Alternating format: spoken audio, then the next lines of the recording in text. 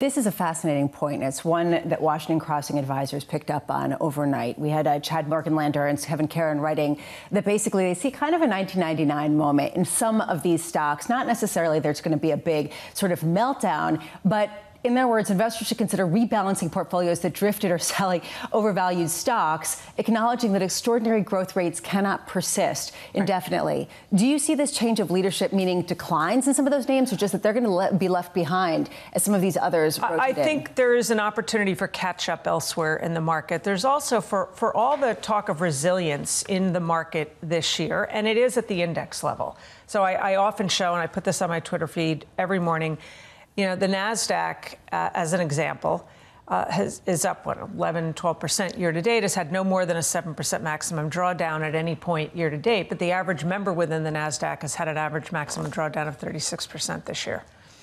So there's a lot of churn and rotation going on under the surface, rotational corrections.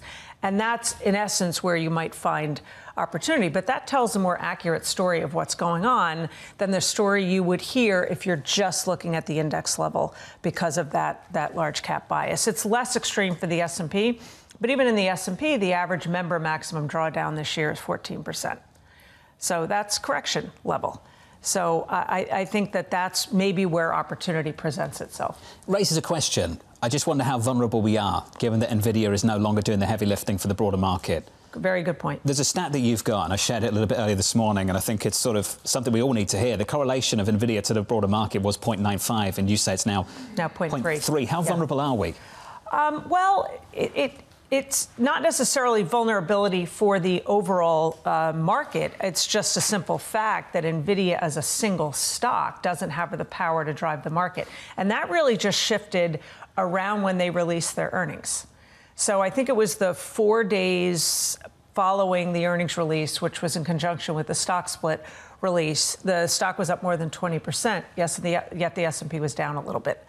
That is a real world description of correlation coming down and how it manifested itself. And I think the NASDAQ was also flat in that period of time. So it just shows you that there's more dispersion within the market, even within groups like the Magnificent Seven, much more dispersion, much lower correlations. In essence, that suggests stock pickers kind of market, but there's also a lot of minefields you have to avoid given the statistic of 36% average drawdown for the... Amazing. Learn something every time we speak. Thank you, Lisanne. Thank you.